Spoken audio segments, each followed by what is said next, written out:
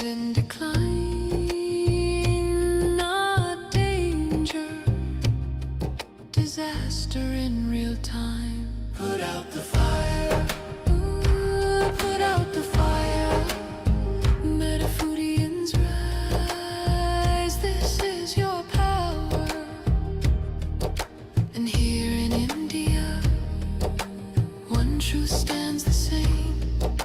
Milk is not just milk, dairy feeds the flame. Cows and methane, fields and forests turn to grain.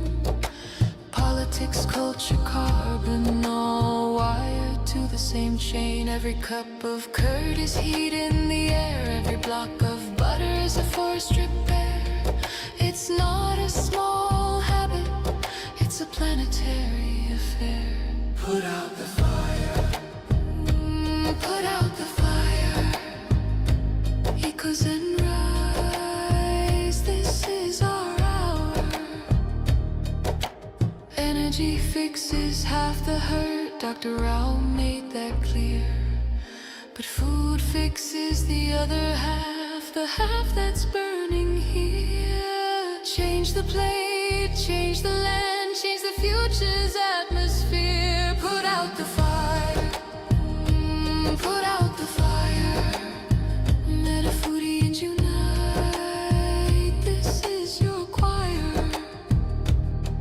Every millet, every fruit, every sapseed, every bean is water on the wildfire of a world we've never seen. Every oil-free bite is a river turning clean. This is not perfection, it's direction, not pressure but protection. A week of choices can cool a generation. A company's courage can ignite a nation. Put out the fire, ooh, put out the fire. Echoes and rise, this is your hour. Metafoodians unite, Metafoodians ignite. Sharing love in the metazone, light in the path to a cooler home. Put out the fire, ooh, put out the fire. Together we rise, together we inspire.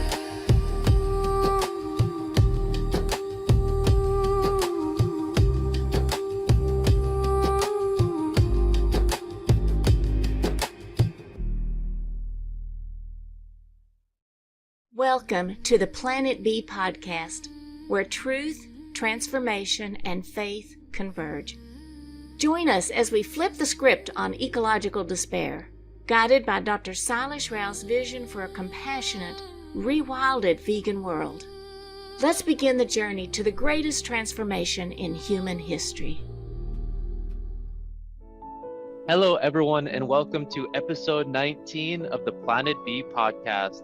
Today, we'll continue our deep dive from climate heating to climate healing.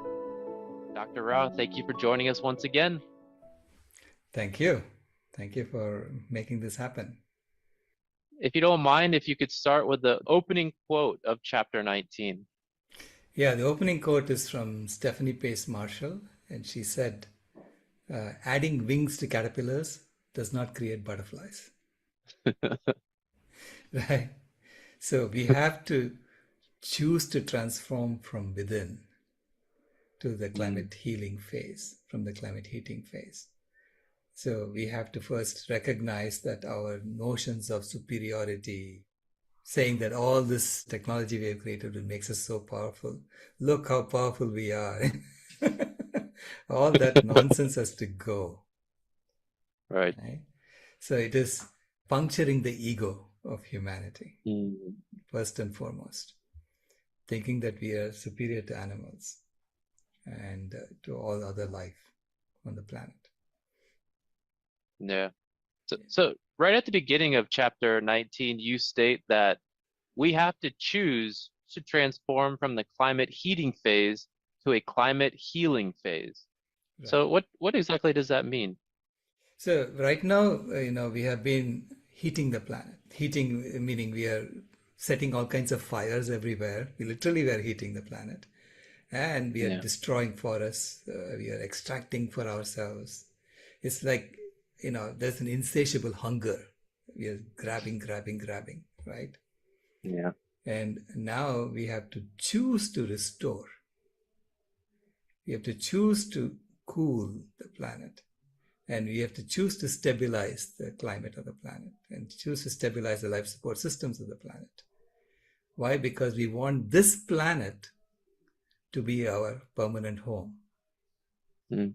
There's no other place to go to and create a home. And that too. I mean, I imagine, people saying, oh, we're going to go create life support systems on Mars or life support systems on the moon.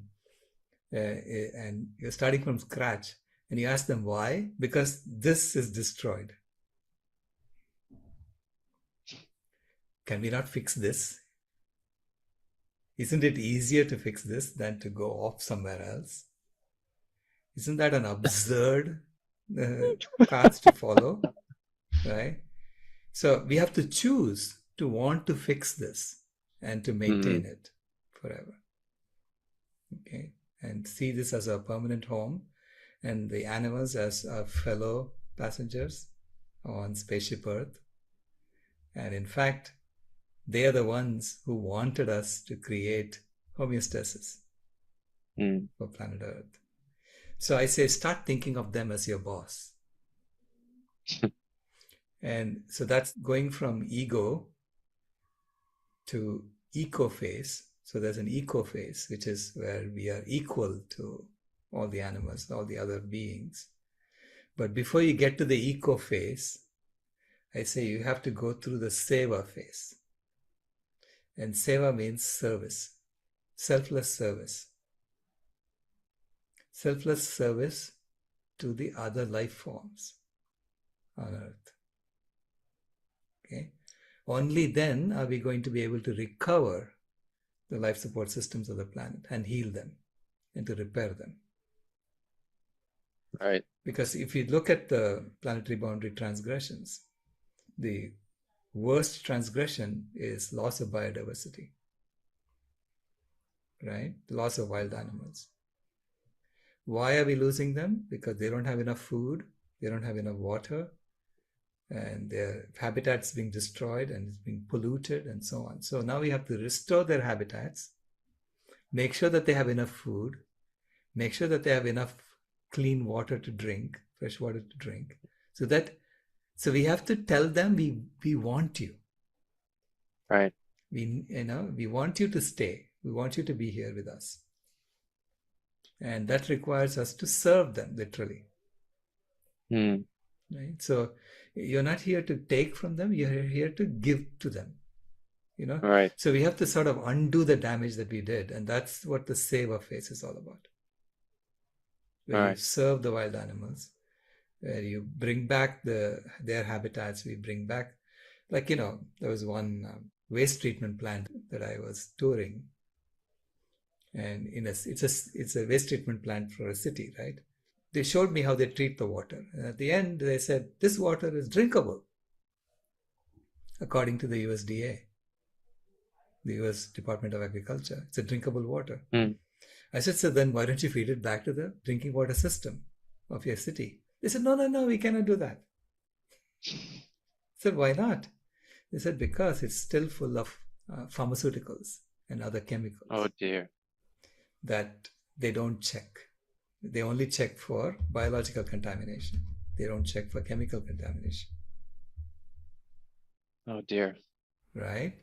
So I said, okay, then what are you doing with it? They created a whole lake out of it, outside the waste treatment plant. And I said, why are you letting the birds drink that? If you wouldn't allow humans to drink that. So wild animals are, they're not getting filtered water. They're getting the polluted water from us. Right. We filter the water and drink it. So we have reverse osmosis, all kinds of things, to make sure that our water is healthy. But they're getting the water straight.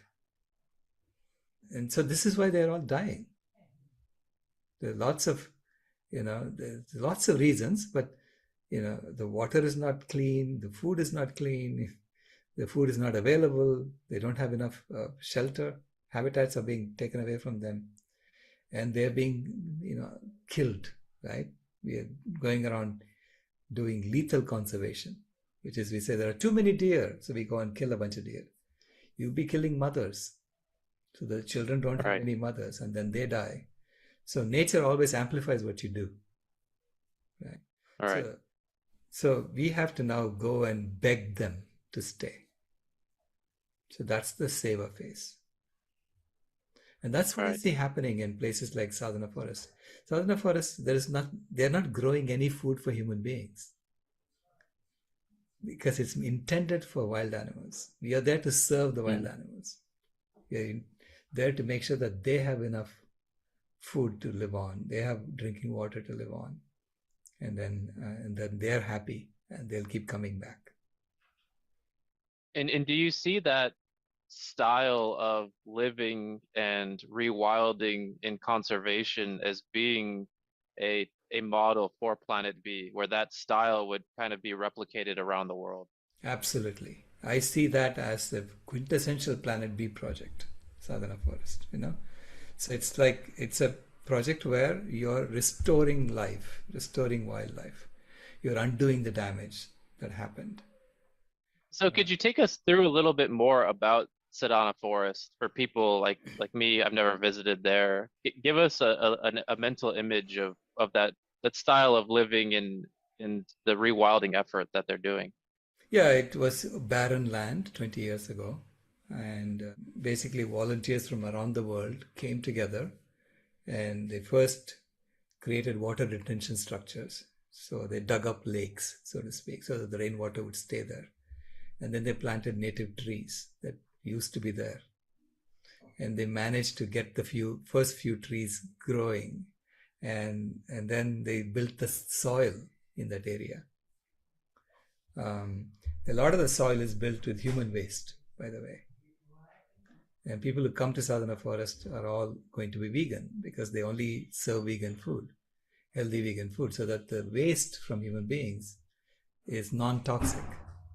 Right. Okay, so then that waste is composted into soil. And there was even a joke, someone said that Sadhana Forest is a scam to get poop from people.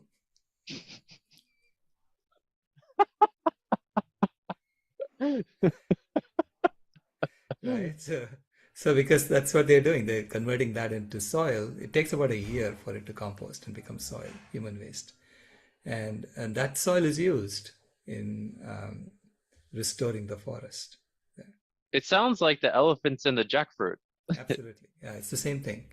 I'm imagining, when you have Sadhana forest like that in other places, like now they're doing it in Meghalaya. And there are 3 centers in Meghalaya.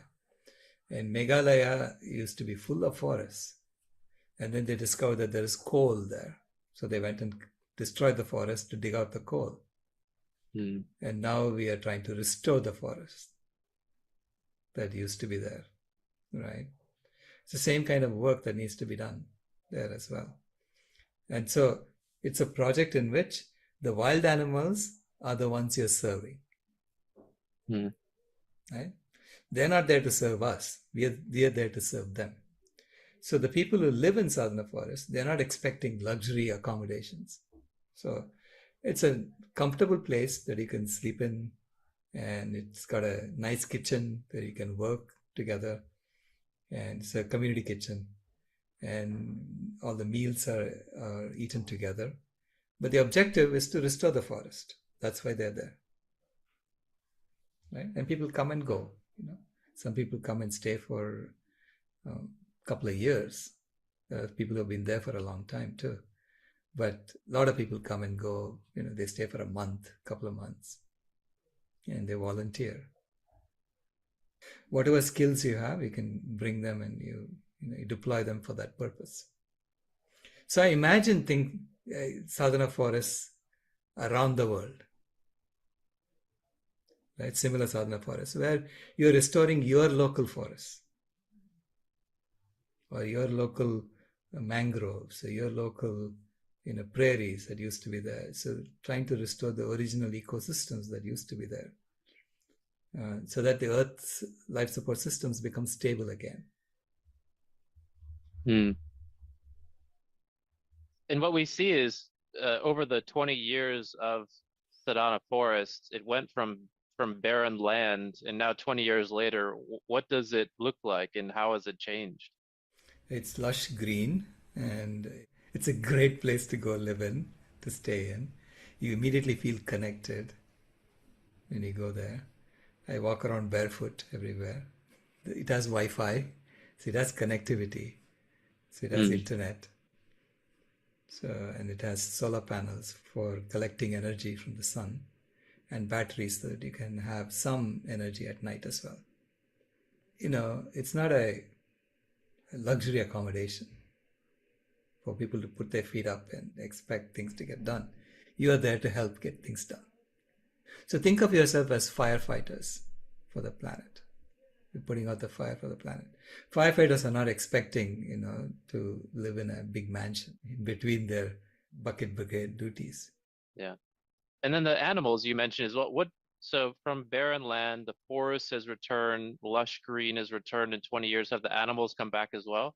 Yeah, some animals have come back. You see a lot of birds have come back. Some of the wild animals, wild pigs have come back.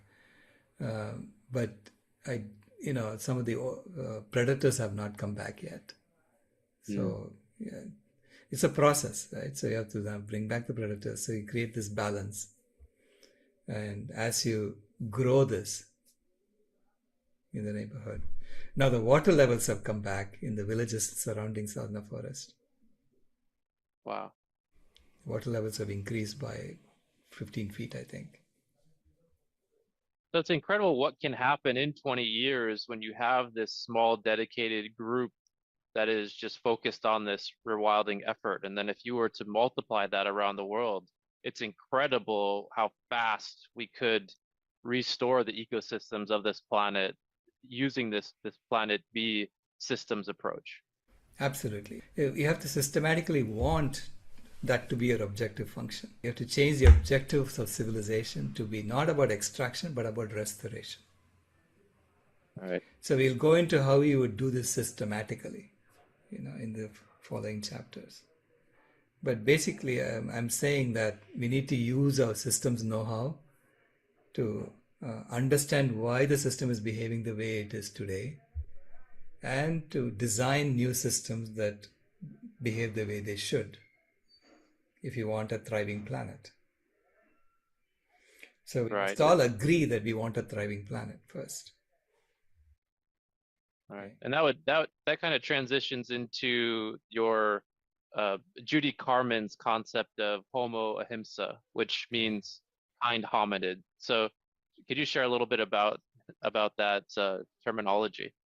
Yeah, it's right now we call ourselves the wise hominid, Homo sapiens, and our actions are nothing but furthest from wisdom that I've seen, right? Right. But we call ourselves the wise hominid. So it's complete misnomer, right? And it's a little bit like we are puffing out our chest, saying, "Look at us, look at who we are." But it's a phase that you go through. So you basically build up your strength. So we now have built up our strength, okay, to do our job. And now we have to become the kind hominid, Homo ahimsa, of Judy Carmen, in order to deploy our strength for the well-being of all life. That's so beautiful. That's such a great, I love that term, and I'm glad it just fits so well with everything related to Planet B. Judy wrote about that way back, in her first book, Peace to All Beings. She called it the transformation from Homo sapiens to Homo ahimsa. So now at the end of chapter 19, you highlighted that rewilding Planet B requires implementing 7 core shifts. So if you don't mind, we could go through these one by one. So core shift number 1 was to go from speciesism colonialism, racism, ableism, and patriarchy to veganism and radical sacredness. So could you just share a little bit about that? Correct. Yeah, we have all these isms in our system. It's all about seeing who is better than who. And speciesism meaning, humans are better than all the other animals. Yeah, so human life is worth infinitely more than all other life, right? So silly. So that's the kind of valuation that we do on nature. Mm. Okay. I even disagree with putting value on nature. Mm. Nature is worth $7 trillion or whatever it is. Then you figure. So silly. I can't. Yeah, it's incredible. It I makes so know. much sense too when you say it like that. Yeah, so it has to be radical sacredness. So Hmm. radical sacredness meaning nature is priceless. There is no Yeah. way you can put price on it. Okay. So Right. don't even think about it. And you have to have that built into the system, this idea of Hmm. radical sacredness. And all the other isms like, racism, colonialism, and patriarchy. It's all about seeing the other as different from us, and the other is always inferior to us. Right. Okay, so there is a privileged class and an underprivileged class. That's how we do this, right, across. And then we treat the underprivileged class as if they were objects. Hmm. We see them as body parts instead of individuals, So that's the kind of isms that we have in the current system. I'm saying we have to our minds have to change, that we don't see that anymore. Right. And we have to see, all life as sacred. And veganism meaning we don't exploit them for any purpose whatsoever. That is so true. That's exactly where we need to go. That's So exactly, yeah. course shift number 2 is going away from a mindset of scarcity and moving towards a mindset of abundance. Correct, yeah. So, and it's coded in the currency mechanism, the mindset of scarcity. So the system on planet A begins by telling you that it's a scarce world we are in, Right. right? Right. And I have some money. If you do what I tell you, then I will let you have some abundance, right? And so people figure out how to get money for themselves. And then they try to hoard it and keep it to themselves, and then they get scammed out of it. And it's this whole game, right?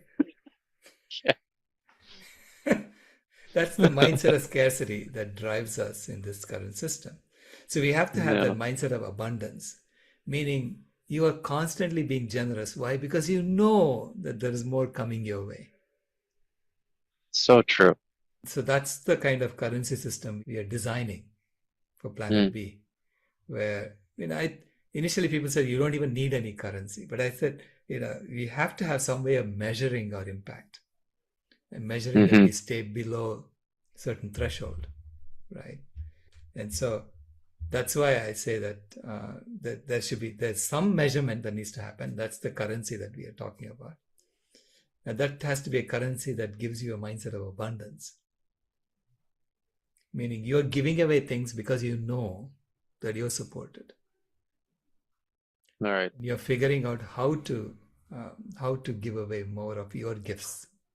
That's wonderful. So culture shift number 3 is talking about moving away from a culture of consumerism and towards a culture of compassion. That's wonderful.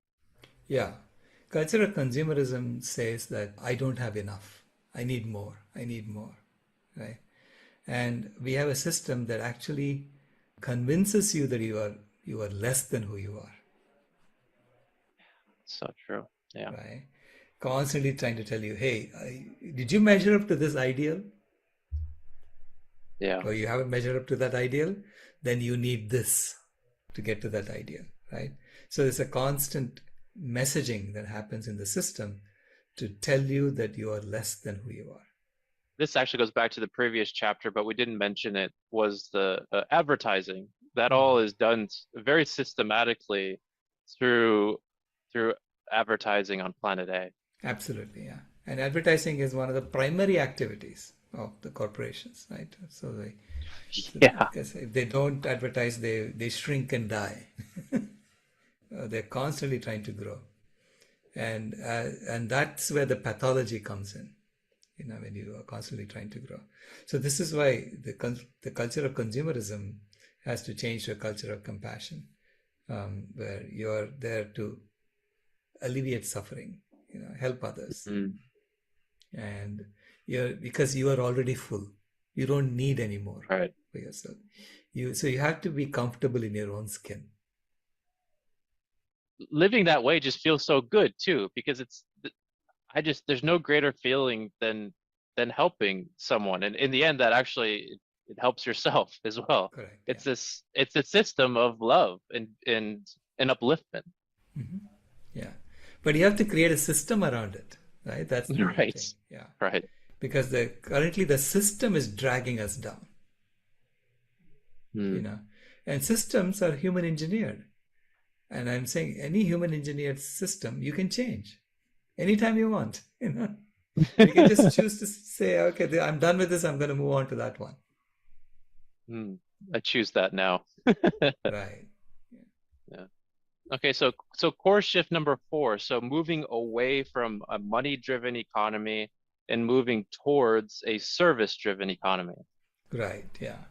So money-driven economy, meaning the accumulation of money is the primary purpose. Right. Right. And so that becomes the main game that you're playing today. Whereas money should be just a means to direct your resources and your gifts. Yeah. And it's all towards serving the whole. To serve the whole, you realize there are certain things that need to get done. And then you ask people, who wants to give their gifts for this? Right. And that's how resources get allocated. I mean, right now it's all about serving one or two people, right? A few people. Right? And that's where the pull is coming from. It's a service-driven economy as opposed to a money-driven economy. All right. Okay, so core shift number 5 is moving away from diseases and divisions among humanity. So right now, in the system, it's diseases are nurtured in the system. And I'll give you examples, of how that happens. You're taught in schools to eat the wrong foods so that you will grow up to be a diabetes patient or a heart disease patient. So, and you are also, as a child, you're given candy at eye level in supermarkets. So everyone is trying to con you into getting addicted to eating bad foods. Okay. So this is why people are becoming more and more unhealthy as time progresses. Diseases are nurtured in the system because that's the source of extracting money back from you. So think of this as a game, money game, in which those who are creating the money, they always create the money in the form of loans. They want it all back. And you are trying to cling to it. You're holding on to the money, right? And they want it all back. How do you get it back from someone who's hoarded it? Well, make them sick. Then they'll take it out of their wallet and give it to you. Doesn't sound very harmonious, if you ask me. It's not. Yeah. It's a game of competition and a game of figuring out how can I help my tribe survive over the other tribe. So there's divisions and diseases. That's what's being fostered in the current system in planet A. And I'm saying it has to be unity because why? We have one planet and we have a common purpose of restoring the life support systems on that planet. Right. And stabilizing it. Until you restore the life support systems and stabilize it, you better be united in that job, right? So we become like an engineering team who's doing that together. And so that's what we need to foster on planet B. That's beautiful. So course shift number 6 is to move away from death and cruelty towards animals and move towards love and kindness towards animals. Right. Yeah. If you watch the movie Earthlings and you see what is really happening to the animals that we raise and use. I mean, I watched that and I felt like I didn't want to belong to my species anymore. I wanted to disown Right. my species. It was so bad. Yeah. Right? So the amount of cruelty that's happening, wanton cruelty that's happening to the animals, and and then they're getting killed, even as they're just babies who are getting killed.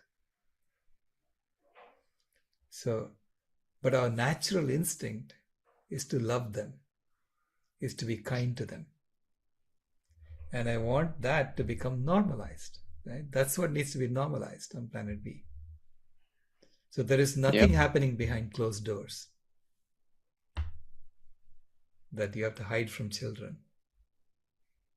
You have to hide from, in fact, nowadays we have to hide them from adults as well, because adults would be horrified if they saw that movie. Yes. But a lot of adults know this and they don't want to watch it, right? Because they don't want to be disturbed by that. Course shift number 7 is to move away from death and pollution of the planet and move towards remediation and regeneration of the planet. Yeah. So I went to relationship between each other, then relationship with the animals. So how do you relate to the entire planet? Right now we see the planet as objects that we can exploit we can extract for money, for making money. So there's destruction and pollution of the planet that happens. So we see the planet as a bunch of resources that we can extract for making money, and then the waste from our industrial processes we can throw it away, and the planet will somehow figure it out, right? And the planet is now saying, I cannot handle this level of pollution, and I'm marinating in it, and I may die, and if I die I'm going to take it down with me. Right. So we have to, the last step of changing from destruction and pollution to regeneration and remediation is essential for us to continue living on this planet. So that's the course. That's the last step that needs to happen. Course shift. All right. So Dr. Rao, I want to just add this question at the end because I think it's something that all of us as vegans we deal with, and it's a challenge for us. Is we interact with a lot of people that want to keep their heads in the sand. Like you mentioned how a lot of people, they don't want to watch Earthlings, and in a way they don't want to know the truth. So what's the best way to deal with some of these challenging situations that we face? Well, deal with them with compassion. Know that, they are scared, and it is frightening what's happening, right? It's frightening. But we have the ones who have the good news. So true. Good news is that there is a way out. And it's a way out that's based on science. So we can show that systematically we can reverse this. There is a path forward. And that it's part of something much, much larger. Okay? Yeah. The earth has been in charge. So we have to tell that story. The earth has been in charge, and she has done this through us. She has created homeostasis for herself. Whether we like it or not, she's going to have, either she's going to have homeostasis for herself, or she's going to die with all of us dying with her, right? So she's going to die trying. Is there any final message you'd like to share as we wrap up chapter 19, from climate heating to climate healing? It's an inevitable transformation that we are going to undertake sooner or later. And I say, the sooner we do it, the easier it will be for us. And so please come along as quickly as possible. You have no time to lose. Wonderful. Thank you so much, Dr. Rao. This has been episode 19 of the Planet B podcast. And thank you all so much for joining us. Episode 20 will be the core values transformation. Thank you all and have a wonderful day. We'll see you again. Bye. This has been a podcast from